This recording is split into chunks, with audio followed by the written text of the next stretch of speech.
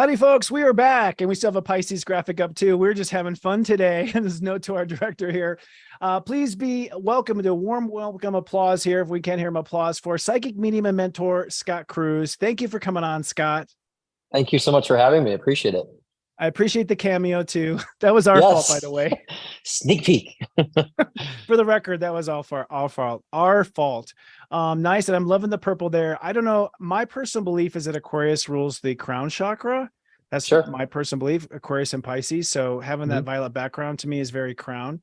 This is, not even in the script, but is there a chakra you attune to? I know you're into the chakras. Yeah. I mean, I'm kind of more thinking that as a being, and so like the chakras are different reflections of totality of my energetic being. So, but I definitely more so like solar plexus is where my intuition is most dominant, and of course my throat chakra. Because I use my voice. I'm also a singer. So those are two I identify the most. I would say all of them, right? We all identify with all of them, but my main ones would be. You're an Aquarius of the Virgo rising, right? Virgo rising, and moon is in Gemini. And moon in Gemini, yeah. I think it's very aqua to not choose any favorite, but to be good for all. Very humanitarian choice. And people ask me about music. I'm the same way. I'm like, I don't have favorites. I have lots of different references. So yeah, I kind of, it's all good. Your own signature. So, I have to say, just for a minute, I've looked at all the videos on your website. I saw your Real Housewives of OC episode. You're the real deal, man. You are super sharp as a psychic. I can't say that I see that very often, to be honest, like as far as how incredibly sharp you are. Thank you. When did you become aware of your psychic abilities? Gosh, coming out of the womb, I would say. No kidding. You're right. It wasn't just about like, I would say 5 or 6, that's where I started picking up on apparitions, holographic representations of, residual energies from, past, people who've lived in certain locations. And of course I was raised basically in a house with a poltergeist. So having those experiences was very unique. And so that was something my whole family in totality, we've all experienced that. So it wasn't just me. And so at that time, I realized, looking back at that, poltergeists are created because of those who have experienced trauma and have abilities. At the time I was experiencing some abuse going on and, unbeknownst to my parents. And so, and I had also abilities. So that was kind of manipulating the energy space, and also kind of targeting the person that was, that I was being, afflicted by. And so it was interesting to where my parents were experiencing these things, doors would rattle like crazy, like just insane shaking. My brother had a shelf of remote control cars, and he woke up one night, one was moving by itself, and there's no batteries in it, right? Wow. So there's a lot of phenomena like that on a daily basis. And, a lot of times we'd smell just a whiff of perfume, just like a cloud, just float on by. I'm like, what is this? So, the woman that died, that lived in the house, died in the house prior to, my parents buying the home. And then we found out later on too, that was built on an Indian burial ground. Talk about, oh my God, it's literally Poltergeist. The movie, exactly. So I really identified with that movie. And so, even now to this day, they changed the address. The address no longer exists. It used to be 610 Aldrich Road. Now it's 646. And a weird thing is I moved to a location during COVID and the address was 64610. It was basically 2 of those numbers combined. I thought that was really interesting. But so starting with that, experience with the poltergeist, I then was very attuned to my own abilities because I understand from my previous lifetimes, it was my calling to actually dive into this space and to have it fully realized at a young age. So of course I kept expanding on it. Now, when we're Italian Puerto Rican, we're from New York, Jersey, right? You don't talk about this stuff, right? It's a machismo thing. And so, my dad was very strong. My dad tried to make some logical explanations and he got to a point he couldn't anymore. And so we just kind of like got used to it per se. Right. And so, over time, people would come over, they'd experience it and we just kind of kept it hush hush and we just moved on. But as I grown from that experience, I started predicting certain things and overseeing certain things happen and, being able to say, a person, 3 children died here in this home and then friends look up later and that exactly happened in their home. So I was able to receive a lot of that data. Right. And I don't know how far you want to go in the story about that and my abilities, but as I was, getting used to all that, at some point I said, I don't want to deal with this anymore. I started becoming into the Christian religion Oh, to interesting. where then they were trying to beat that out of me. Wow. I was thrown into conversion therapy. So I had H- that wonderful experience. How old were you in that stage? That was teenage years, probably Okay, so 13 teenage. to like 18. Yeah. So, Okay. I would see in the church, even see, people like snakes in people's, bodies, knowing that there's malicious intention, and then they would get kicked out of the church. So I started noticing even more of that, but I was not supposed to tap into that because that was forbidden, right, within the religion. So, of course, as I got out of the religion and I, started tap back into spirituality, I then started becoming an atheist. I said, I don't want to believe in any of the spiritual stuff. I'm over the burdens, and I've gone through exorcism and possessions in the church. I'm like, I don't want You, to do any of this anymore. Yeah. what they were trying to exercise you? Yeah. They're trying to exercise the demon of homosexuality out of me, but also exercise the demon of psychic ability, basically, right? Trying to exercise that demon out of me. Was your per se. family on board with this? Were they We all supportive? were. I was even on board. Oh, We you thought believed. you were. I thought I was, possessed. I thought it was sinful. We believed in it, and so Gotcha. once after conversion therapy, I hope this is not going to become long-winded, but it will answer a lot of other questions, I would think. But about my story about being a It's reader. it's actually fascinating. Go ahead. Yeah. So once I started going to conversion therapy, and I realized that the pastor that was doing the conversion therapy had his own sinful nature, per se, we'll say, right? And Okay. so I just started waking up. I'm going to just, make a long story short, but I didn't want anything to do with spirituality at that point. So became atheist, and I'm like, I don't believe in God. I don't believe in stuff. I don't want anything to do with it. And I would say that was the dumbest 2 years of my life. I couldn't think outside the box. Yeah. And so then I became more into spirituality. I dabbled in Scientology, Buddhism. And then I just started becoming just spiritually inclined and started really studying the metaphysical spaces and tapping into, learning about my mediumship abilities, expanding my mediumship abilities, also understanding how our consciousness works and how it's constructed with psychology. So I was diving in for many, many, many, many years, educating myself on that, to where I was able to even purge the religious aspects and also work the traumas I've experienced to overcome that. So even the learning curve of spirituality helped me to get over my own personal traumas, understanding how the mind works, how spirit works in conjunction to the mind, how to sync the two, which is definitely what my mission statement is with my work, is aligning the mind with the soul. And so then, of course, being the new medium, of course, it was happening everywhere I go. And I had to stop and give a message like you see on television. That was my life. And it was too cumbersome for me. I'm like, I can't live like this. It was great. But I understood my guides were telling me, like, this is your training. Like, this is your boot camp. I said, okay. So I was just doing readings on the side in private. I'm also a musician and composer. So I was composing for TV, for music for TV and film, making great living. I had no intention of doing professional readings or anything of that nature. But as I was developing my abilities and especially my insight and learn about, life trajectories, understanding how we create that, about the karmic past, I then understood how I can actually apply that to assist people, and so then when I decided to kind of, do more of that research, more of that application and accepting that and embracing that, then opportunities start to fall in my lap. And I think I was doing it professionally for about 2 years before I got the housewives call. Mhm. And I can stop there. And if you have any questions up to that point, Yeah, let's dive in. that's That was yeah, a huge arc. So as right. a kid, did Sorry, you no, actually I love it. You actually answered the first 7 questions. So it's good. Could be your psychic mind reading the script. Um, probably when you were a kid, and this is to help other people who have abilities and don't know what right. they are. How does it present? Did you just think you had an active imagination? Because it sounds like you saw symbolism, like you saw snakes and things. So it seems like Right. your imagination is sort of playing Pictionary with you or something. 100%, right? But I was actually seeing apparitions. Like I would Really? actually see, like, I would go and see like a dead body there. Or I would go into, my friend's home. I'm like, there's 3 children that were killed here, that were suffocated here. And he didn't believe me. And he looked it up, the history of the house, and he actually found that to be true. I was seeing the holographic residuals, right? So I knew the spirit Wow. wasn't there. I was seeing the residuals. And I would go out in my day and I'd see there's a little girl sitting by a tree over there. It was really interesting. the wonderful thing about that is it's like my soul already knew that this was my journey. So I Okay. was more fascinated that other people didn't see this. I'm like, you don't see these things? Like, you don't feel that? You don't see that? Like, I was more baffled that no one else saw it, more than thinking I was crazy.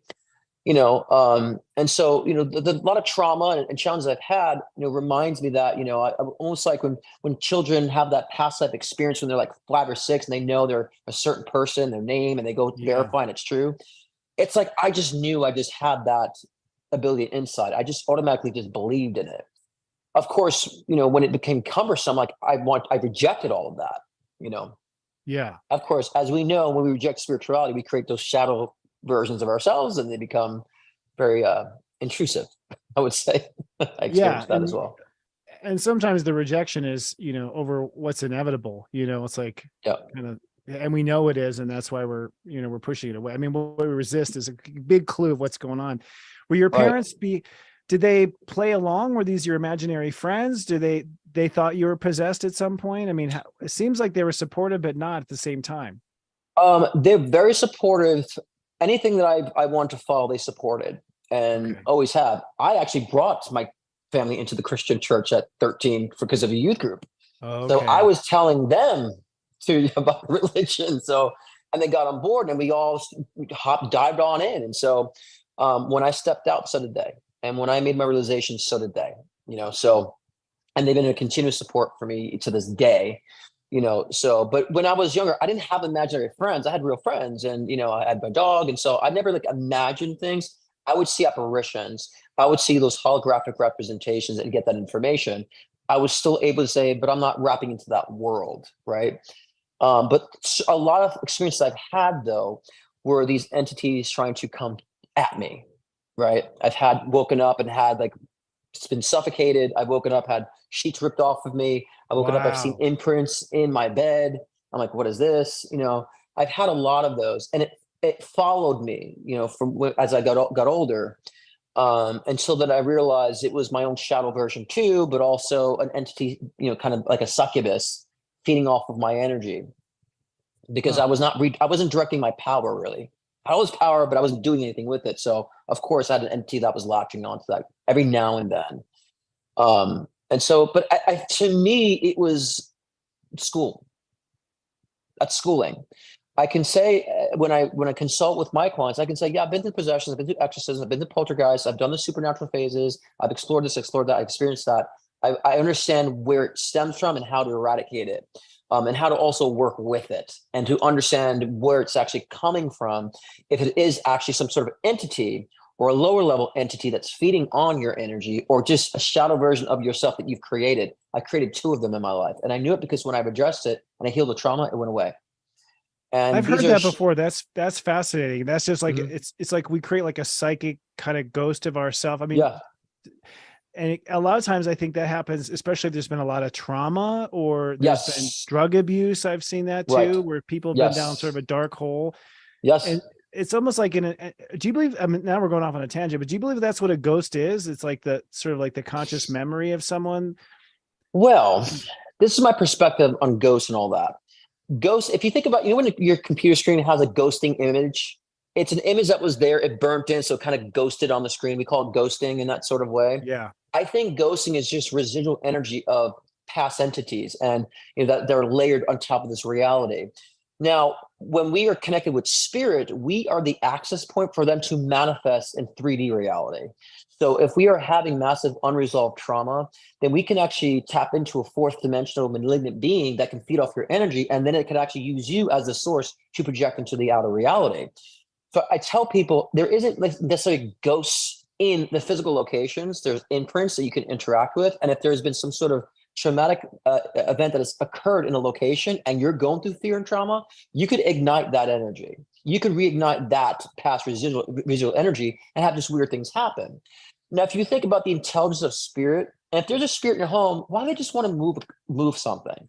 Why do they move a jar? Yeah. It Would they seems do something? a little boring compared to how they were alive, Yeah, like, exactly. Right. You're just moving a cup. All right, you freak me out, but what's the purpose? There's no intelligence behind that. But I just think all that is a result of built up energy that's kind of manipulating the energy space. Different vortices and.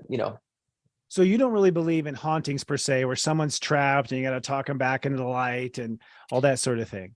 No, I really don't, because I think the spirit is already free, right? We're Mhm. bound here, right? So you want to make sure that we're not bound to our physical personas. That's what we want to make sure that we don't do. And that we understand that once we actually learn from our karmic lessons, we will not be pushed back into the reincarnation loop. That's being trapped. But we're experiencing that trappedness in a physical reality, right? I don't Yeah. necessarily believe, again, there's no, anyone can really verify this, but through my years of channeling, I Yeah. never saw a stuck spirit, Okay. Yeah. That makes because they're total not sense. harnessed. Yeah. Now there might be spirit that want to, have life review, and maybe I always say, what if someone's having a life review and they kind of hop back into that reality, and we kind of get a glimpse of them viewing things, right? And so we can get that, imagery of that apparitional expression. There's so many possibilities that we really don't know, but I've come to different hypotheses based on my experiences, that maybe so many different things. Not one time have I had a soul come to say they're trapped. Okay. And now you are a psychic medium. I've seen you, a lot Yes. of your videos on your website. Everyone, I recommend you go to his website. We'll give it to you at the end here. Some fascinating stuff. You can see, you get goosebumps watching him. You clearly channel the dead. You clearly channel people on the other side. And a lot of the stories that you had on your site, you were mentioning that people from the dead were, making an appearance or making a presence in the physical reality of those people. So it does seem like not ghosts, but past life entities do make little visits, right? They do, but it's our brain is what's projecting reality. That This is my belief based on what I've even studied within quantum mechanics and all that stuff, and how the mind Mhm. works and different theories. And so I believe that our brain is projecting this holographic realm, and we're kind of decoding and encoding this reality. So when we're Okay. actually connecting with spirit from a fourth dimensional, fifth dimensional astral plane environment, I believe that when we have that connection, then we can actually manifest that apparition. We actually can manifest that experience, because if we're charging and connecting with another spirit, that's a lot of power. That's a lot of energy that we can you connect with.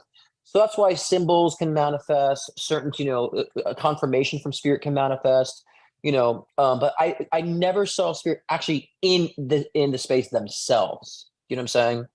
So Mhm. that's kind of where I've beg to differ. And a lot of people in the spiritual community is that, oh, they're actually in the home. I said, no, you're projecting the apparition because of the connection. It's perception. That's how I believe it to be. So basically the brain is online and it's picking up a feed and it's incorporating into, our perception of reality basically. So you're Right. getting an active feed, but your brain, like a computer, is drawing it on the screen, so to Right. speak. It's getting that information, so it's processing it somehow, right? Because then you're believing, oh, I'm connecting with a loved one, and it is an entity. So yeah, it can actually somehow like program that apparition. That's why some people can see spirits and some people cannot. Because if the spirit was actually there, why can certain people see them, certain people cannot, even if they're in the same location? You know what I'm saying? So if they actually are there and the apparition is present, then it wouldn't be only one type of, eyes that can encode it. It's actually the perception of the person, which again is the one that's creating the actual apparition, in my opinion on that. Because Yeah. a lot of times people, you can perceive things so many different ways, can encode reality different ways. And so I just believe our brain is just kind of the processor of how it's encoding the holographic reality, Yeah. if It that makes seems sense. that does make sense totally. It's I've always found with my clients and whatnot that it seems like I mean I've had experiences where someone believes in ghosts and they see them. Someone who doesn't believe in ghosts, they don't see them. It seems to me that personal belief tends to be a filter also to whether or not you process that stuff. And see, that's the key. I'm glad you said that. See, that's the key for me though too. Like, if its spirit is present and the apparition is visible, it should not be based on belief, right? So, for Right. example, like, we both can see that I have an iPod case here, right? You don't need to believe that I have it. It's present, right? So the apparitions, the manifestation of spirit is that personal individual creating the connection, which is still Yeah. valid. It's still a valid connection. Yeah. But it's not in the actual physical world. It's almost like, again, the law of attraction for me. It's a big craze going on now. It only works if you believe it to work, and there's so many conditions for it to work that I don't believe it's a law. It's a philosophy. If it was an actual law, belief would not be required. Karmic lessons would not be a condition that would affect it, right? And so there's so many different things that people think are actually built into the fabric of reality that are not, that are just based off belief, because it's a personalized experience. It doesn't Right. negate your experience. It just means it's not fundamental. So do you believe that's the fundament in general, is belief, you know, in the sense that, so law of attraction works if you believe it, law of attraction does not work if you do not believe it? I The mean, Mary statue is crying if you believe in saints coming back through statues. right, The Mary right, will not cry if you don't believe. right. I believe in manifestation, and I believe the soul can alter reality. I think that's a power of spirit, not a power of a law. Right. It's like, say that you have the ability to fly. You can fly. You don't have to worry about it. But then you're trying to work with the law of gravity to fly. Like, why? You can fly. It's like saying, again, the spirit can alter and manifest reality. Why do we have to rely on a law? And that's why when people try to manifest things, then sometimes they're having a hard time manifesting. They're not realizing they're in a karmic lesson. And what they're trying to manifest is is basically trying to negate their karmic lesson. That won't be able to be possible. That's why a lot of people get stuck. I'm doing my affirmations, I believe, and nothing's happening. I said, well, and I read their trajectory, like, you're in a karmic lesson right now that you're not learning. So you can affirm and feel all you want. You're going to block yourself from manifesting until you resolve the karmic lesson and understand what you have to process. And by the time you're done processing that karmic lesson, whatever you're trying to manifest might even change, right? So when you are finding the soul, the evolution of the soul, and you are finding your soul purpose and living by that and accepting the challenges for that evolution and growth process, life manifests magically. That's where I believe, reality is that reality is very malleable. The law of attraction makes it feel like it's not malleable. You have to attract something, it's mechanical. It really isn't. So when people hear me kind of talk against the law of attraction, I'm like, I'm trying to tell you, it's more magical than that. You can actually really alter reality to manifest a different version of reality. That's more powerful. It's more on your end. And also understanding that we have spiritual support. We have spirit guides. We have those that are loved ones that have passed over, that pose as guides, that can also help us to alter reality. So when people focus on this law of attraction, they're basically saying, fuck spirit, excuse my language, screw spirit, I'm a New Yorker, screw spirit, I'm focused on this law, and it's becoming this materialism, type of thing, and less of becoming a person, more about getting things and not becoming a person. And I think that's kind of the dangers in today's new age communities when it comes to law of attraction, that it's negating a lot of that. Now, I think those who are very spiritual can see through that, but I think those who are becoming new to spirituality are getting into that. It's dangerous. And I tell people that is not spiritual. You try to manifest something is not spiritual. Evolving the soul, overcome your karmic lessons, that's spirituality. Growing and empowering the self is spiritual. And allowing yourself to consort with spirit is also a spiritual life, right? So I'm very vocal about this lately. Yeah, good. I'm sorry. No, I've noticed. I watched your show last night. You were heated. I was watching it. I loved it. I was eating popcorn the whole time and watching you, brother.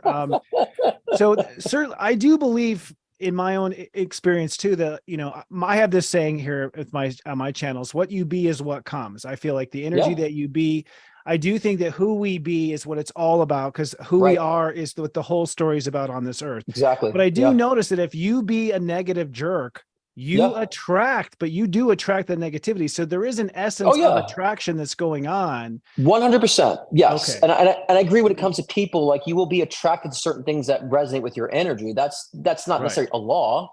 It's something, it's like a result, right? We do attract that. But how many times have you actually, I've seen many people that are in, very negative states, but they attract a lot of positive people to help them. Right. I've seen people who are very positive and attract a lot of negative people. So, if the law was the law, it would be simplified. Like, okay, you're being good, you attract good, but it's not always the case, is what I'm trying to say. There's other parameters that go above and beyond attraction, right? There's karmic lessons, there's duality. There's people who are not, I would say, realizing the true self, and they're, coming from a psychological perspective that, conflicts with the spiritual essence. That's what I'm saying about if the law would work regardless of all those parameters, is what I'm saying. Because there are parameters that can not make the law not work. That's why I'm saying it's not a law. Yeah. It's a philosophy. Your beef is that we're calling it a law, like gravity. And really, it's not a law. It's really just a feature. It's a feature, but it's also the most important thing. I'm here to be an advocate for spirit. I'm a medium because, yes, I love the process of seeing one connect with spirit and heal, but I'm also an advocate for, say, spirit exists. Why are we not connecting and consorting with spirit, right? And so the law of attraction is taking that away. We're not relying upon our guides. We're not relying on the true source, especially the source flowing through us. that we all have, So I believe in manifestation, but it's the modern day law of attraction craze has been just pulling away from what's really important is my main beef.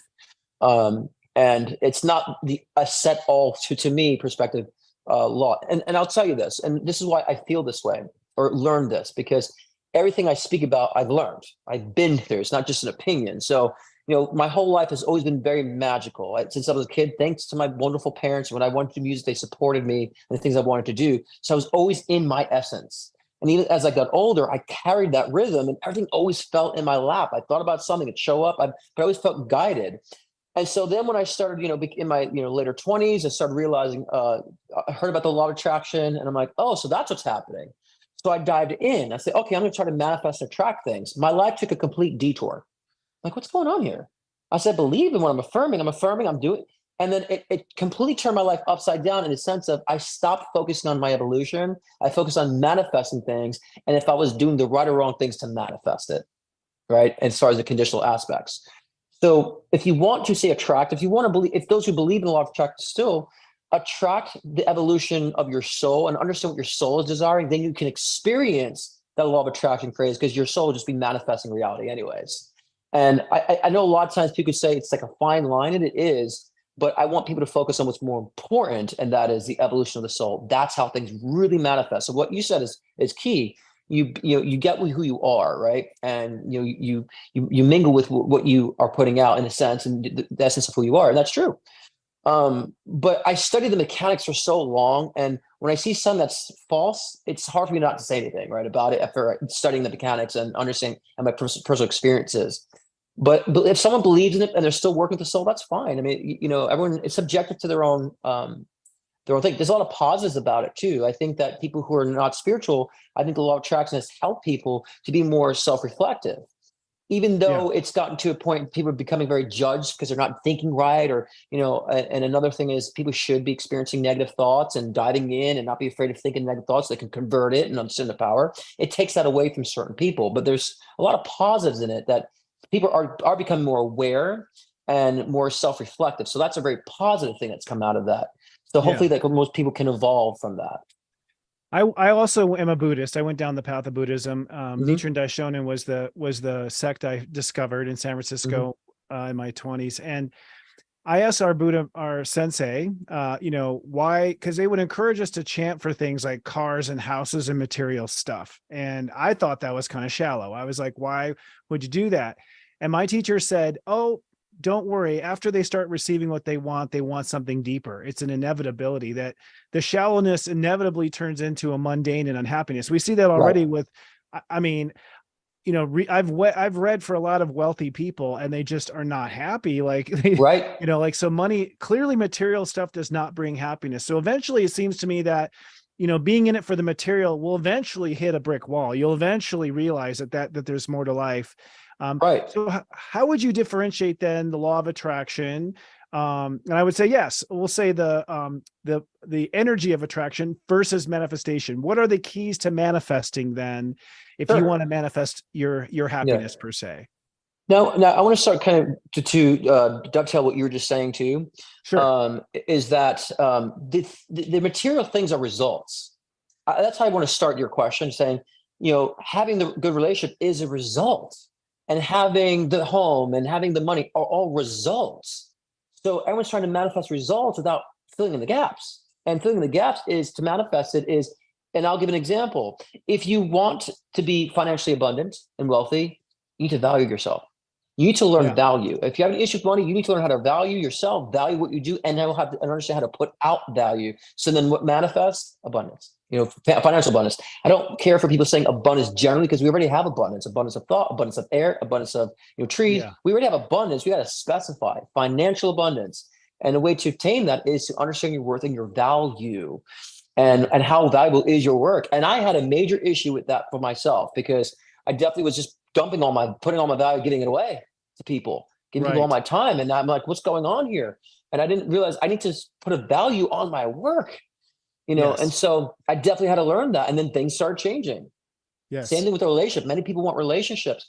They're saying, I just want the relationship. I said, well, the relationship is a result of understanding self-love and compatibility and expressing and receiving love.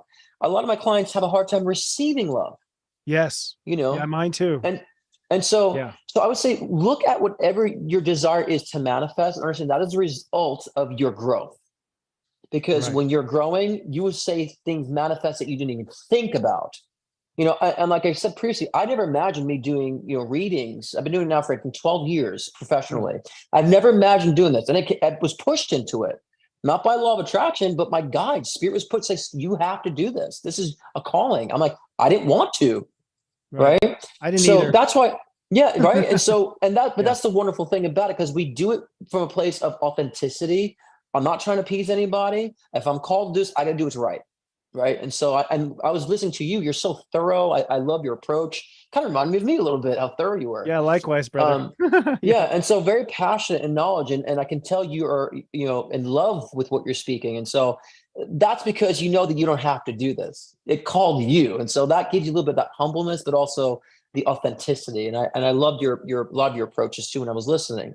Oh, thank you, sir. So that's how you manifest. I tell people, you engage. You engage. If you want a relationship, engage with yourself more. Right? Yeah. Find Oh, the yeah. value. What can you bring to the table? I have so many people that come to me, especially in my lives. When's my next relationship? I'm lonely. Is there a curse on me? I'm like, you're not engaging with yourself. There's no Right. prediction here. I said, you gotta love yourself. What do you find? What is valuable to you that you can offer somebody else and share with somebody? And Yes. then they're stumped, right? That's the key to manifestation. And I want people to understand the house, the car, the relationship, the money are results. They're not Yeah. goals. They're results. The goal is to become more of you, right? That the soul expression. Yeah, I mean, if I may modify on the fly, and it just came up with this as you were talking, it's not really attraction, it's reflection, isn't it? It's like Yes, it's the mirroring. law of Yes, reflection, really. It's that reality is a reflection. I do believe that we come down because we can't see ourselves in heaven. We can't experience the material. And so, my belief about why God created the universe is because God wanted to know herself, like what. yes, So it's like, so we yes, come down, I think, to see who we really are and to experience who we really are in a mirror perspective. exactly. So that's where I feel I agree with you. It's like, if you don't Yeah. value yourself, you won't you won't attract value, or you won't reflect value in your life. Let's use Sure, the you can word say reflect. attract. You can say look. I still believe in attraction. I just don't think Right. it's a law in a sense of how people are pushing in the new age communities. But we still, like, I'm attracted to certain things and I attract certain people. That still exists. There's still that Right. kind of coming together of energy that still exists. But I'm Yeah. saying when it comes to like manifestation, the two are different. The two are Yeah. completely different. Trying to manifest something, that's not law of attraction. That's you altering reality and altering and expanding the soul. That creates a different reality. So yeah, we still attract things. I'm attracted to certain types of music. Like that's all, that's all true. I'm not trying to dismiss all of that, but I'm also just trying to give a different perspective of today's new age communities. I feel like it's been more of a trap for a lot of people, because I get a lot of those people very frustrated and almost like beating themselves up. I'm not positive enough. I'm not positive enough. And it's gotten so judgmental and so self-condemning that it kind of reminds you of certain religions that I partook in, that was Yeah. that self-condemning type of energy. And I want to save people from that, through Yeah. my own experiences, and give them the almost like the reprieve. That's like, no, it's okay. You embrace the challenge, right? Yeah. Embrace the challenge, embrace the hardship, feel the emotions, feel Yeah. them, address them. Because when you feel the emotion, you exhaust that, and then you say, I just want this. Bam. Then you realize, oh, that's who I am. Yeah. And I think it is a interactive with reality to learn who we are. And Yeah, really, and when you say manifestation, we're really talking about the power of God creation, right? That we're yeah, creating, we're yeah. creating with the energy in the universe, and that we are Yes, co-creators of the universe. And it is a co-creation. yes. It's not With singular, which spirit. is another place. Although I look at the people who, it's funny because in our industry, I was here from the beginning, as far as the celestial prophecy and The Secret and all those little benchmarks. And here we were different, and we're not the same as organized religion. And Right. yet we've fallen in the same traps. We're condemning each other. That's We're right. judging each other. That's Like, we're right. doing I'm all the saying, same shit that the Christians did right. back at That's Constantine. Like, it's that's funny. exactly right. Oh, you're a low vibration. And I'm like, guys, it's low vibration means it's a slow it's a slow rhythm. And Right. and high frequency is a fast rhythm. Do you know that you can be anger and be a high frequency in anger? You can be a high frequency in excitement too. And when we go into meditation, we're slowing our brain waves down.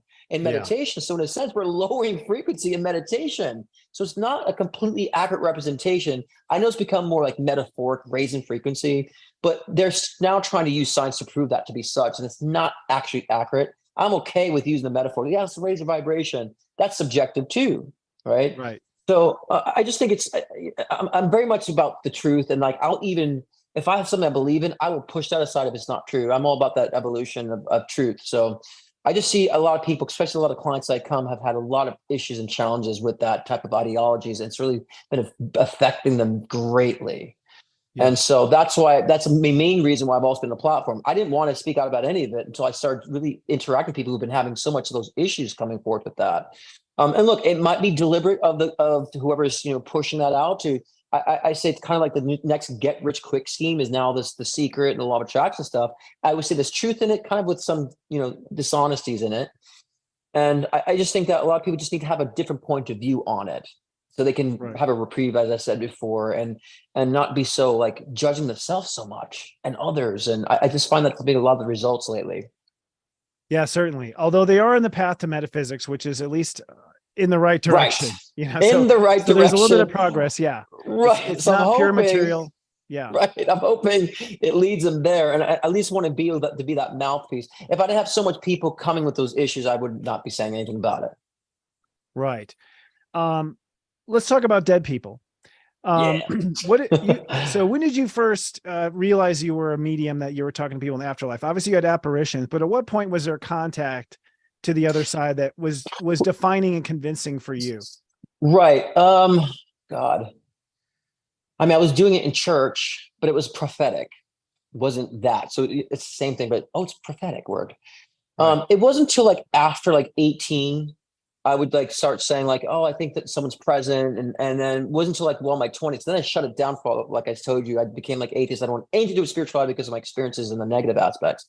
So that was like maybe like early 20s. I started really kind of like sitting with people and working with that whole, I have this message, your bad past, this, and give those informations, their name, did they pass of this? I started getting information. And then I would just kind of be in the back of my mind. I'm like, yeah, I can do this. But I was so focused on music. I'm like, whatever. It got me. It was a slow momentum getting back into it. Because like I told you, for a while, I didn't want anyone to know about it. I didn't even want it public. Right. Because I don't want to be a circus freak, right? And I have to address people who are skeptics. I don't want that in my life. Like I didn't want that. And so, then the more I was just accepting it, because even when I shut it down, I was having massive amounts of anxiety. I had agoraphobia because I didn't want anything to do with it. So I was basically killing that part of myself, and that was not a pleasant experience. I didn't want to leave my house. I'm very domesticated to begin with, but like I was afraid to go to like movie theaters and places with crowds because all that energy. It had so much anxiety. And so for like 2 years, I had agoraphobia. I was afraid of going places. I convinced myself I had IBS, and that's why I couldn't go out. But then when I realized, the spirit was coming at me harder and I accepted it, then that went away. It completely went away. And then I said, I'm going to embrace it. And then, I was doing readings on the side privately, parties here and there, and then it wasn't until like, I think until my early 30s, I'm 41 now. My early 30s, I said, no, I'm going to go on Facebook and create a page for it.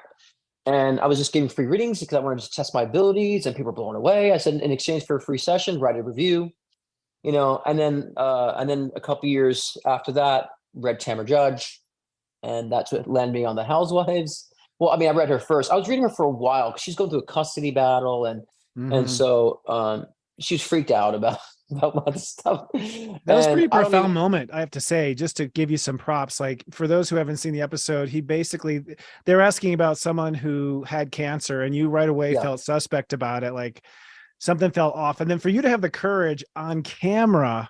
Oh, don't even get me started. Dude, my God, I was really proud of you. It's like, I mean, I know one of the hardest things is, letting someone down with the truth and sticking to it. And this whole like, that you're projecting or that, whatever, but you basically said, I don't really feel what did you feel? Did you feel that he was being deceitful? Did you feel that there was you just scanned his body, there was no cancer?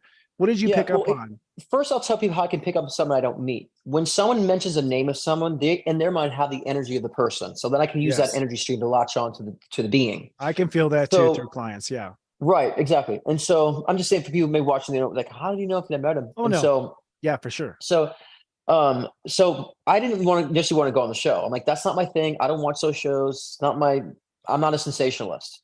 And she's like, "Oh, come on, it'll be fun. Read the girls." And she didn't tell me what. We didn't know anything.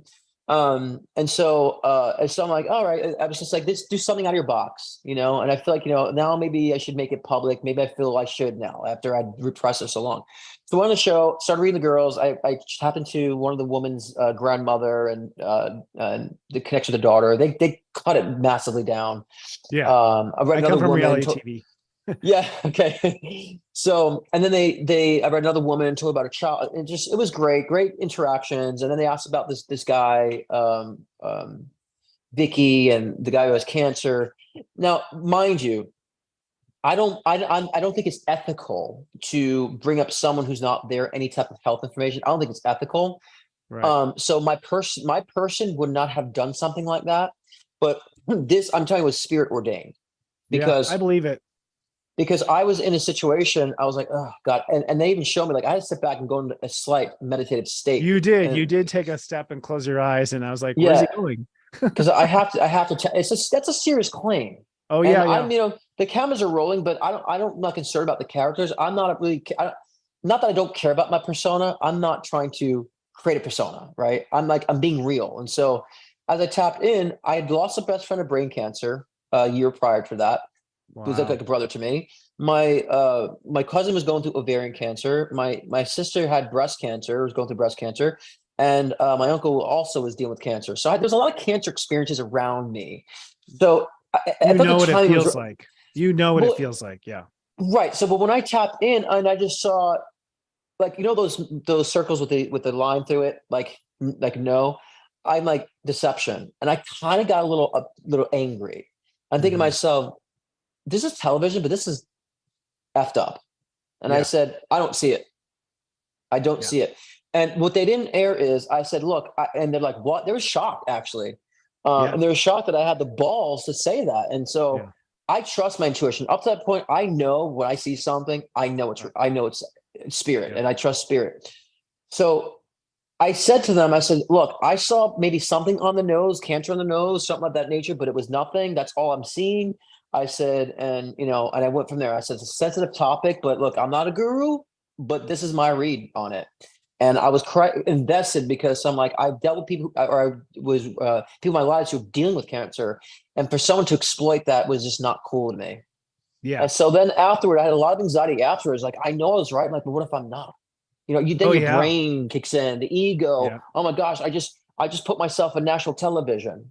Yeah. So I had all that, and everyone's like, Scott, you're good. And of course, during the filming, it came out that the City of Hope documents were forged. And I didn't get vindicated, I think, until years after the fact, that they said something that Brooks did have cancer on his nose prior. So I'm like, I was wondered about that. So it came out that was actually true, that he had like some sort of thing on the nose or something like that prior to all that. So I was like, okay, that was nice to have a little bit of validation, because I was wondered about that. Yeah. But I feel like certain things, because I always say I'm dedicated to spirit. That is my dedication, is to spirit and the authenticity, and whatever has to happen. And afterwards, I'm like, look, these people get paid for this. They get paid $600,000, $700,000 a season. They're putting that stuff on TV. Then fair game. Then that's how I came to the conclusion at that point. Especially if you're making something up. So I allowed myself to not feel so guilty about doing the the health thing on TV, because that's something I would think is unethical if that person is not there. Yeah, that's a real toughie, man. I don't think there's a tough one. It's very tough. But at the same thing, I think it all sort of fate took over there. You seem to just like follow me. And I saw the Aquarius step up for injustice, which I see in all Aquarius is like, this is unjust.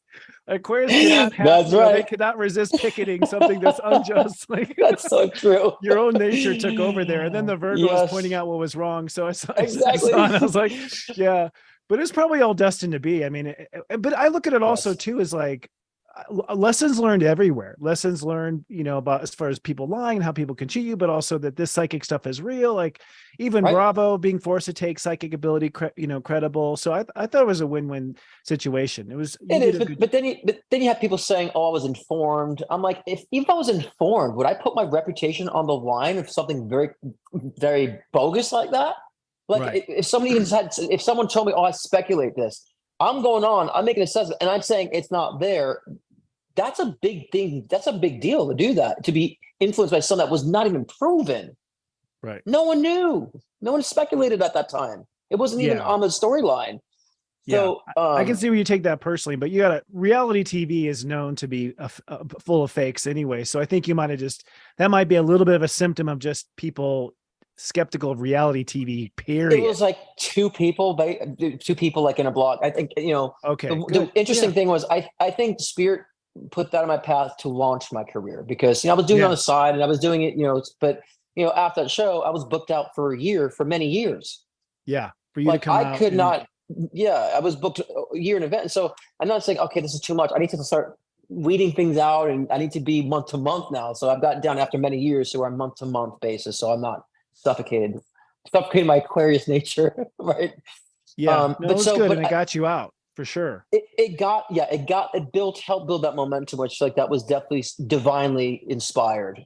Again, you Yeah. can't attract and like think about that stuff. Spirit knows your plan, right? Yeah. If I was trying to manifest something else, that would have never happened, because Spirit's like, no, but this is your agenda. This is where you're going. And so that's very key. And it's so magical when you allow kind of Spirit to drive with you. Like you said, co-creating with Spirit. That's And the most exciting. we can't negate our own spiritual power. We forget we are source. We have Yeah. source running through us. We have an astral body right now, and we're in a physical body. That's big. That's powerful. No wonder why the malignant beings want our energy so badly. We are so Yeah. powerful that, and I love that about law of attraction. It does bring that we are powerful. I love that essence of it. So there's a lot of truth in it, but there's a lot of lies that can cause some challenges. And, I just want to make sure people are aware of that. But So yeah. having teched into heaven as much as you do, like what can you share about afterlife from what you can tell from your perspective?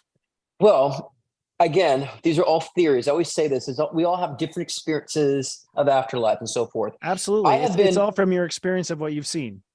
but also from the spirits I channel.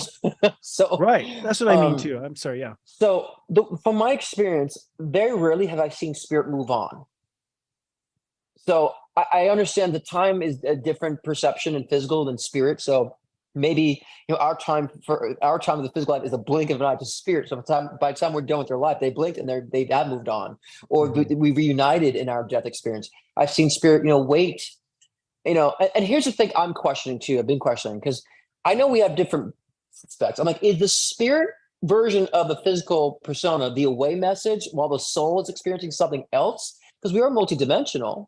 So like, how is Right. it possible? What if my soul is somewhere else? How could someone channel the spirit? I said, maybe we are multidimensional that way, that we form a spirit version of our physical body that becomes interactable. And it's still an essence that we've left behind.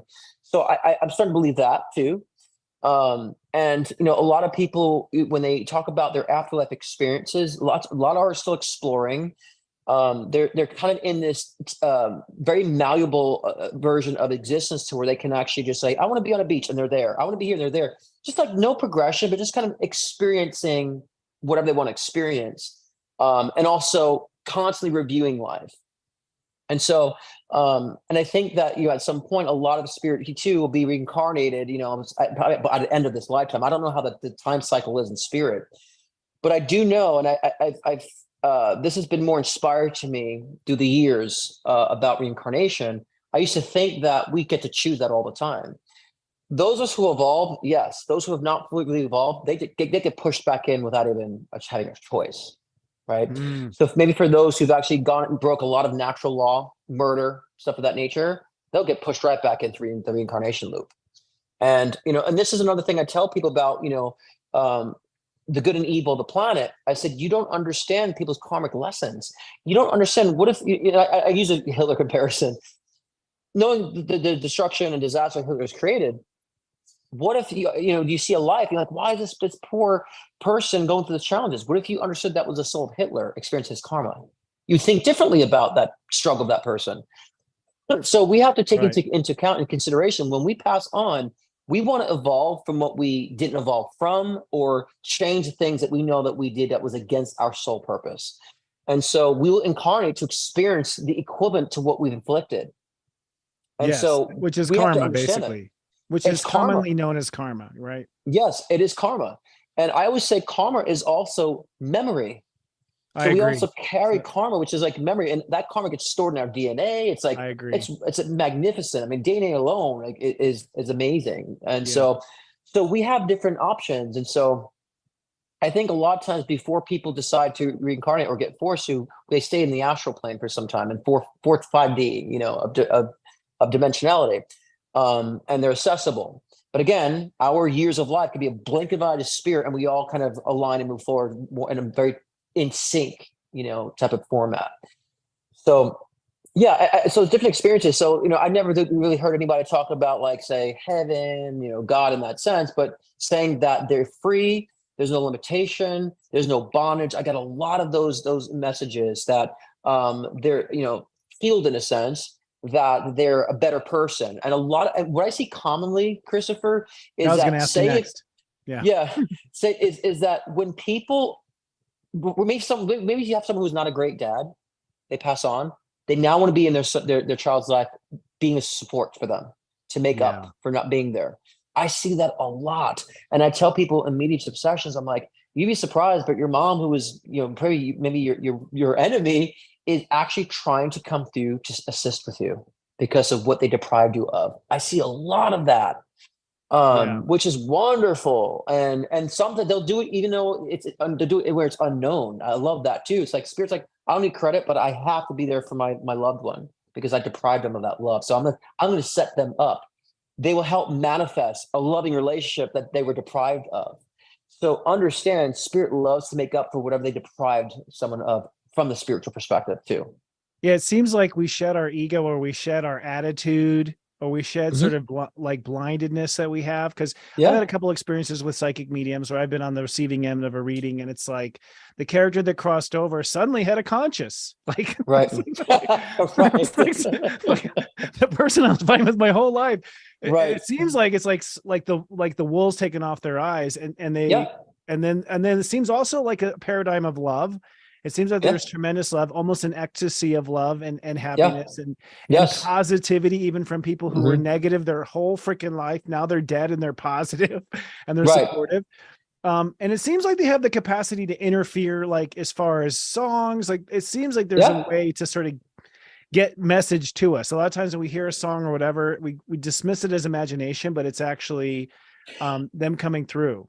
I've had amazing specific after session validations. I've had a one in particular, right? This woman was trying to, she wasn't trying to move, but I remember her mom saying, "You need to move. You have to move." And she's saying, and there's something with the sunflower reference, like you have to follow sunflowers. She kept saying, and you'll find the right house. About a month later, Scott, I moved, and right after our session, I looked across my neighbor. He was cutting down all the sunflowers. Like, what the hell? And so when she got a realtor and found a new place, there was a sunflower logo on the realtor's, thing. And she's like, "I'm in the house that I love." And she's like, "I realized when I saw the neighbor cutting down the sunflowers, I realized I have to leave. My mom was correct." And then she led me to the realtor with the sunflower logo, and so that's a wonderful after session validation where spirit's like, "I'm going to help you. Look, here's the signs." That's not law of attraction. That's spirit manifesting free with you. That's Right. amazing. That's magical. Like that, I'm saying we shouldn't dismiss that amazing co-creating experience. And so, yeah, and I see, spirit will like lay out certain things to look out for to let them know they're helping them on their path. Yeah. It's wonderful. It's really wonderful to see that. And it's also reassuring for me too, because like, a lot of times, as as doing what you do as well, you get so numb to like being the best version it could be in the work. You're like, wait a minute, I'm also spirit too, and I also have spiritual support. Oh So yeah, we forget to do it for ourselves. I do. So it's also nice to have that reminder for myself as well in the sessions. Like, wow, spirit is amazing. It can do wonderful things with us, of course, and so are we. Um, there's And so also I think sometimes yeah. there's selfishness too that seems to continue. Like, if your mom wanted you to have more kids, like she goes to heaven and she's still preaching for you to have more kids, Well, I mean, they do. Let me be clear about this. They do that to show their personality. Like, so sometimes if the mom will come through, say it was something like that. It's like, she really wants you to get married, have kids. She really doesn't, but she's playing the role of how she was in physical to say, yeah, that's my mom. Right. Oh, And I'll tell okay. her, so your mom's saying this, but she's okay if you don't too, but she really would love that for you. Right. Because what they want is for their loved one to have that experience. Right. Right. It's not every guys, but when you get back in your spiritual essence, you realize it's all good. They are blessed. They have everything they need regardless, right? So I realize spirit really doesn't really care about that, but they come through with that quirky personality, connect in that level that they used to connect on, because they want the best for them clearly too. And so if they find that they'll find happiness through those outlets, then yes, they would want that for them to grow. Do you connect with higher beings like angels or ascended masters? Yeah. I'm just now studying the occult, actually. I'm learning more about the archetypes and the Goetia. I'm just studying that. I'm just interested. It exists. I want to know more about it. I kind of stood away from that. And understand even the angelic realm and beings and understand the history. So I'm diving deep. So I have a long way to go, right? And also have a long way to go when it comes to understanding, the different archetypes and all that great stuff. But I want to know more about that. So, when I have consorted with angels in the past and consorted with my guides and other spiritual beings as well. But now I'm becoming more deliberate on that instead of being so general and being more deliberate and specific now about it. And so, yeah, and I'm finding that, this might be very unpopular in the spiritual communities, but I'm finding that there are also, I think when people say demon, they think of it being evil and angels as being good. And I think that we have to kind of expand out of the good evil thing, because in spirit, everybody has power. So there's no need to fight. So they're just reflections. I would say we have divine feminine, divine masculine. I tend to think, and you may not agree, but this is my opinion, what I'm deciphering currently, that what we call demons or the divine feminine. It's all about growth. It's all about evolution. It's all about that. And the divine, the angel realms are more the divine masculine. Support, protection, right? Because angels all about protection. Archangel Michael, right? All about protection. That's a very divine masculine. And the demonic, it's all about soul evolution. And I've been learning more about that. It's really flipped my mind. It's the script in my mind. So I'm not saying this is in stone. I'm saying this is what I'm discovering at the moment. And it's changed my perspective on things. And I started consorting and tried to tap into lower level entities on the Goetia and understanding, the essence of that and having very interesting experiences and getting a lot of clarity, even with my own situations as well. So I'm taking my baby steps, and sometimes you got to go into the dark to find light. And I'm doing so because if that's how existence is, I want to learn about it and experience it. And I understand, we all should understand the power of our own souls, that no other spirit can affect our soul because we are the ones running with the source energy through us in the physical body form. So we have so much power. We just understand how we utilize our own power to experiment. Yeah, there's just so many different levels of these archetypal energies. I'm starting to wonder if what we call demons and angels are just different archetypes of consciousness and streams of consciousness that we could tap into, not actually entities, but just different streams of consciousness that have power within them. Right. So And play don't take certain me roles, because without conflict, right. there is not growth. So, I mean, I haven't gotten into the demon realm is a real questionable one. I mean, I focus mostly on the love and the light, obviously, just because that feels a lot better. Sure. Of course. But I've also, from people I've studied like yourself, it sounds like from what I've heard, the angels and the demons conspire. Like it's sort of like basically a demon gives the ass whooping. Yeah. An angel gives the medicine. Well, actually, angels could be tricky too. If you consort with an angel, they can actually take away from you what they've given you too. So you have to understand, the angelic realm is not all about just being like accepting of everything. The angel realm you're talking with powerful energies, right? So if you screw around with either one, you're going to have effects of both, and so that's a very interesting thing of that. And so, and again, this is what I'm discovering. I'm not saying this is true. So everyone listening, understand this is what I'm discovering as I'm studying this realm. Your current research, yeah. Right. Because I don't want to say this is it, but I'm starting to realize not all demons have evil energies and not all angels have good energy. And again, that's very subjective. I don't like to use the word positive or negative only because those are components of reality. Positive is a very inclusive energy. Right. It's continuing, and negative energy is just disconnecting and separating, right?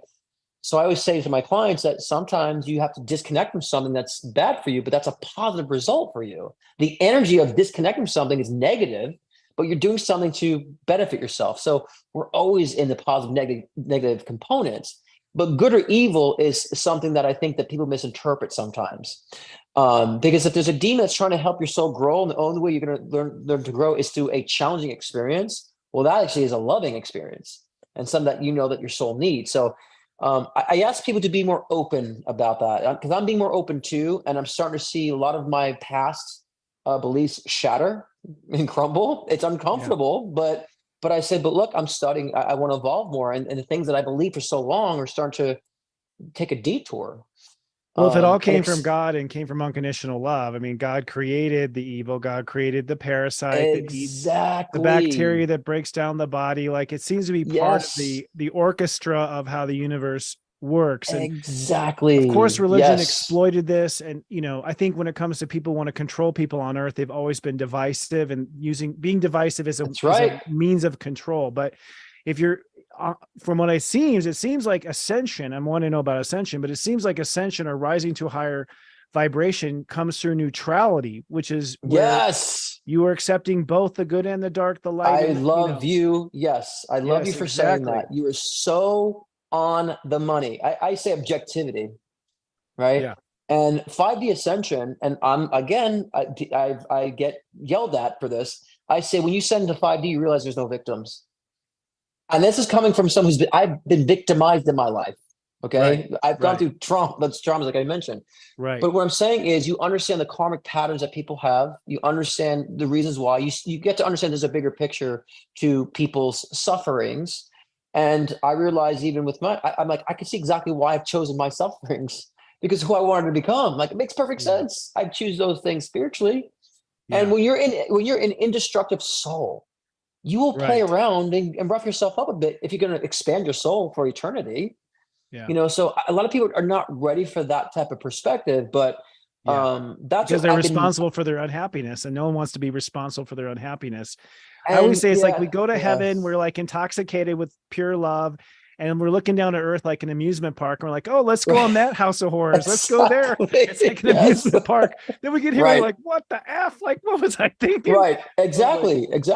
But when you grow the soul, the thing is, we want to become more like source. But the fact is, we're helping God, our creator, understand itself. Because I would say the God energy is like a void energy, right? But we're helping the God energy know itself. So we're reflections of source.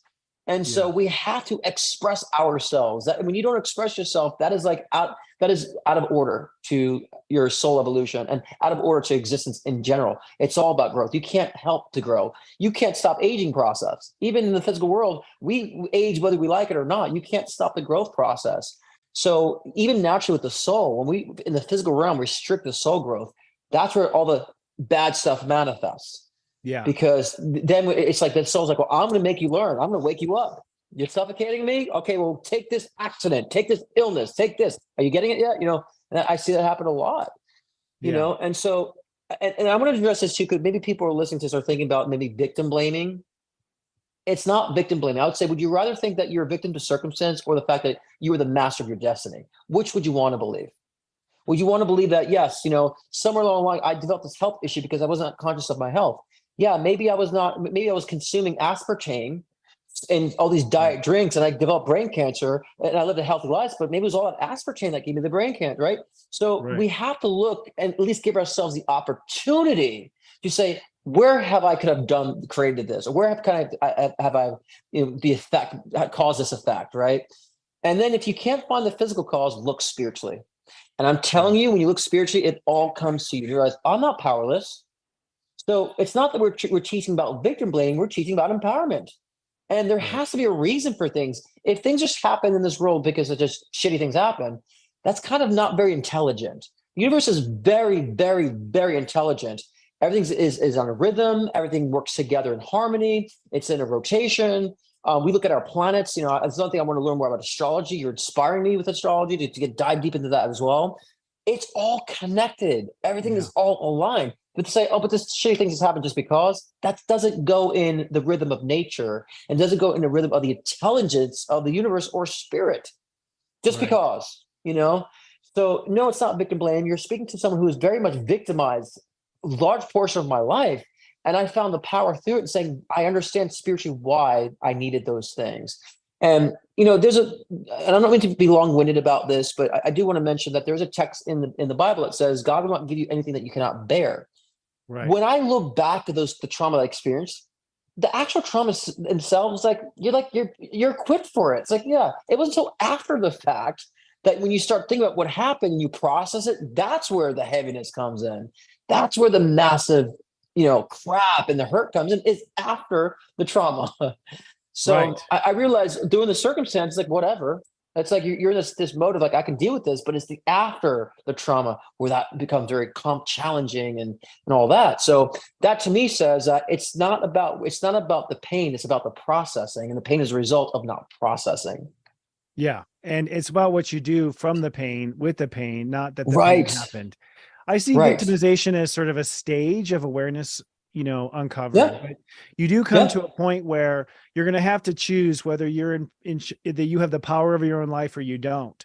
Right. And it's like, if you're going to choose you have the power of your own life, then you're going to have to accept that you had something to do with the bad things that happened in your life. Right. Or you're not going to have, it comes down to either you're in power or you're not. I know people feel like they're not in power, but I think it's because we don't necessarily know where the switch is, or we don't really necessarily recognize where we made the wrong turn at Albuquerque, as I like to say, as a Bugs Bunny reference. It's like, yes. And so, we kind of project, but very interesting stuff. I could talk to you forever, man. I want to get one more question out to you before we close. Sure. And that is, you've had a lot of great message for people today, seeing what you see and the visibility that you have, and given the circumstances of our current environment that we have going on with medical, financial, governmental, all this stuff. What do you feel is the most important message you have for people today on how to face our life today? And I know I'm throwing I'm throwing a hook at you, but. Oh, no. It's just, there's so much to say, right? Because, boil it down to 3 sentences. No, I'm kidding. First, I'll just let it roll. First thing is stay out of politics. Be objective with politics. Don't pick a side, please, because there's so much valuable information on both parties. Remain neutral with politics. Yeah. Like you mentioned before, they're using everything to divide, but the division is what causes unity, right? So there's also some benefits to that chaos. COVID was a wonderful experience that woken a lot of people up to say, I'm sick of this job anyways. I'm going to go follow my passion, or I'm sick of it. I'm moving. So it woke a lot of people up to make great change, and it isolated people. I think that was necessary spiritually, COVID, for people to isolate and rethink things. They got rid of relationships that didn't work. They made great changes. So COVID was a blessing in disguise, in my opinion. But a lot of these evils that are going on, or these manipulations, especially those who are in the cult that are, kind of pulling the strings of this world, do not focus on that. Yeah. Be aware of it, but what I want you to focus on is how you're going to maneuver around it, how you're going to align with the truth, for fundamental truth, but also evolve yourself through the process of these challenges in our world. And if you want to be a beacon of a voice to help to inspire change, then do it. Don't be on Twitter or X, whatever they call it now, and just go and start wars. Go and do something productive to bring some sort of voice to the planet in a productive fashion. A lot of people have a lot to say, but they don't know how to say it or where to say it. And I think that's, find an outlet, an avenue that can work for people to do so. And also be very objective and don't be easily influenced. I would say we all have built-in discernment. Please use it. Right. When something smells like shit, sorry for my tone, but I'm human, right? When something smells like crap, if it's false or not. The problem is people are so in fear about what's going on, what's being suggested to them, that they're not able to use their discernment. So please, guys, practice your discernment. And at the end of the day, understand there's a reason why we're on this timeline. There's a reason why we've chosen to be in this awakening. I say we're going through a spiritual awakening. It started in the fall of 2016, in my intuitive perspective. The fall of 2016, and I'm not saying because of politics, I was saying for years, I felt the fall of 2016 is going to be a massive change of consciousness. And that, if you look at the timeline, yes, it kind of started changing then. So find the value through that. And the wonderful thing I am seeing, people are waking up, and I hate to sound cliche with that terminology, but it's true. And I Right. think a lot of people are becoming aware of the nonsense, and you start to see even different levels of consciousness starting to, in their own right, awaken to their own little things, right? So Right. there is an ascension process, and I am seeing people become less materialistic, and I think that's a wonderful thing too. Even on social media, people calling out the celebrity nonsense and stuff. So there is change going on, and Yes. so if those who are listening who are just maybe feel like uncertain, understand that's because there's change happening. Find out where the change involves you, and go with that process for yourself. Then you'll find the clarity. And I again, agree, brother. soul evolution. It's all about the soul evolution. I don't say we have to worry about fighting against things, just being aware, because spirit is in control. When we shift our essence, it aligns and also manipulates the planetary alignments, and it shifts everything within our universe, so that can then Mother Nature can actually deal with the negativity that we call evil. I agree. Well said. And I'm on the same page. All my subscribers Yeah. and viewers know that you are preaching to the choir. I completely agree. And I do believe like we are the power. I think I agree. It's all in the benefit, because by us losing power in the world, it's helping us find our Yeah, power within ourselves. exactly. So it's working, even though it's damn uncomfortable and stinky. So It is. It's stinky, but I've learned to, like, after everything I've been through, I'm like, I'm having fun through it. I'm like, I get a cozy feeling now through challenges. It feels kind of cozy. I get a warmth, and it's almost like I can feel the support of spirit saying, "This is right." Because many people don't want to accept the negative circumstances, but when you actually do, it doesn't mean you're going to be stuck in them. It means I accept the circumstance. Let's go through it. Let's see what it's teaching me. There's this level of support that you will find. It's a spiritual essence. It feels, I say cozy, it's a feeling I get, but it feels like there is support. And all of a sudden you get clear just by accepting it, yeah, and this soul can actually be a voice. And then when your soul's voice, then your intuition, perspective, and awareness becomes very dominant and to the forefront of things. And a lot of people ask how to become more intuitive. I said, that's how, is to be, again, allowing the soul to speak for you. all right, amen. Well, thank you so much, Pleasure. Scott. It was such a pleasure, man. You You you are a too. light, and I'm so glad You you're too. here. I'm so glad we're on this ride together, brother. I Uh, appreciate you so much. Thank you. I appreciate you. Stick in the backstage so we can chat Sure. afterwards, as we talked about. And Sure. I hope to have you on again sometime in the future, man. It'll be And great. how everyone can find you, we have his website right here up. We have a QR code up for you guys can scan.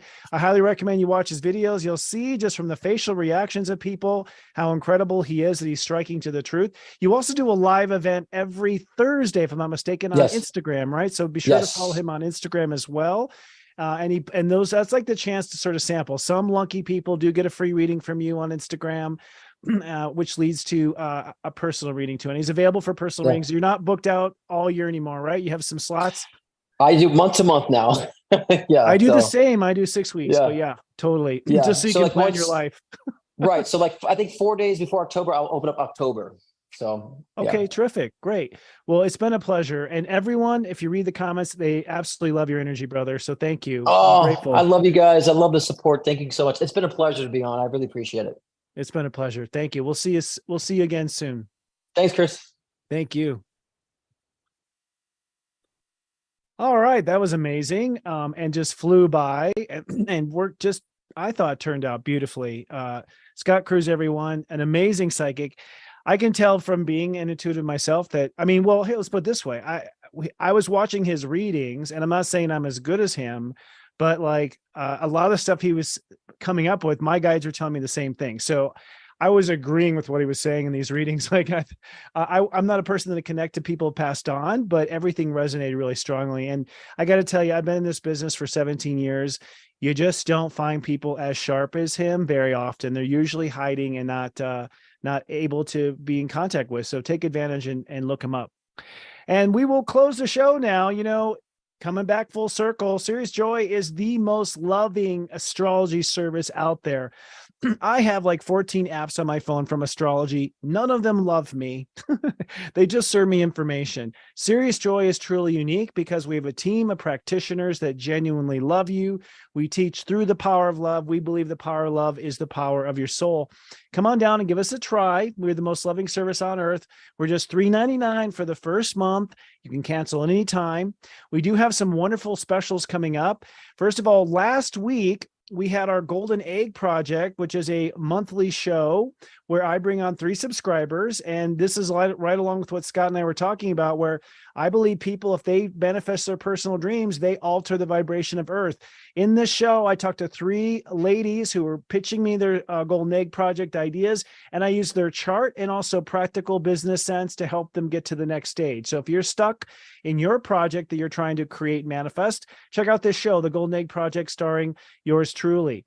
We have next Wednesday in our Soul Support Hour, our mega monthlies, Lights of the Round Table. We're going to do our October preview. We're going to go through the entire month of October. We'll have the whole team there: Devin, Kristen, Heather, Robbie, and myself. Sorry, I saw you, Robbie. I just couldn't say your name. Who is an Aquarius, by the way, a resident Aquarius. That is live this Wednesday at 1 p.m. Eastern, 10 a.m. Pacific, streaming live in the SiriusJoy.com app or online or website.